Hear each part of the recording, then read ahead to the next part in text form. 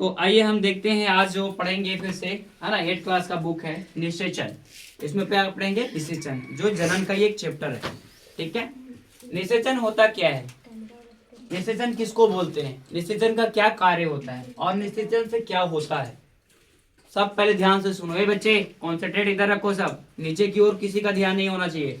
अंकित यहाँ देखो, देखो निषेचन वह एक प्रक्रिया है जो स्त्री और पुरुषों के मेल से, है ना, होने वाली या संपर्क में आने वाली जो भी उससे क्या होता है, निषेचन होता है। अब मान लो उन्हें संपर्क में आया तो निषेचन होता है। निषेचन कार्य की ये सब अंदरूनी चीज होता है ना। जैसे मान लो अब ये पुरुष का क्या है, ये क्या बोल सकते हैं हम लोग, है ना। इंक भी लगता है कि ये तुरंत जवाब देते हैं। बाबू हंस काम जरा हंसोगे। एक बात है ना कि हंसने वाला लोग फंस जाता है, जो हंसता है वो फंसता है। हाँ, तो फिर इसलिए सोच लो, कम हंसो। ये क्या है ना, पुरुष है। क्या ये पुरुष, और ये क्या है, स्त्री है। समझो पहले, मतलब कहीं ना कहीं दो पर जाती है। एक लड़का होने का, एक लड़की होने का बोध हो रहा है। तो इसका जो टाइमिंग होता है, इसका एक्स और वाई होता है, और स्त्रियों का क्या होता है, एक्स होता है। समझ गया, है ना। अब यही में देखना, एक चीज और समझ लेना, ये सब तो सब हम लोग पहले भी पढ़े थे और जाने भी थे, और इसमें कुछ कमी था।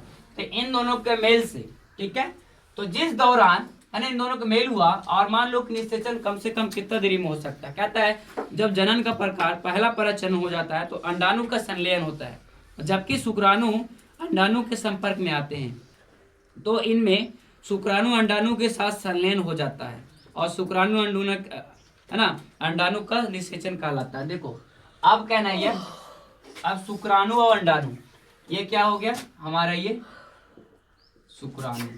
ए बाबू ये हो गया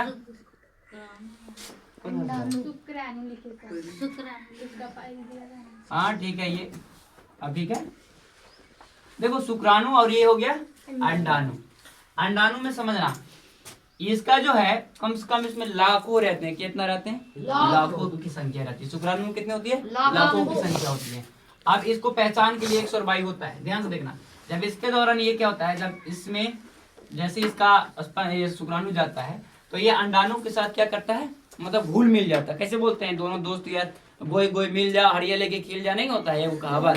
तो ऐसे एक गोई गोई मिल जाता है, समझो कि मिल के धीरे धीरे एक डब्बा बन जाता है। क्या होता है? एक गोल सा लुढ़कते लुढ़कते लुढ़कते, और मतलब इस तरह की कंडीशन होता है। यहाँ से ये चला, ये तो अंडाणु था, यहाँ से अगर निषेचन होकर यहाँ पे रुक जाता है, क्या होता है, यहाँ पे रुक जाता है। तो फिर यहीं पर बच्चा को जो क्या होता है, रूप धारण लेता है। क्या करता है?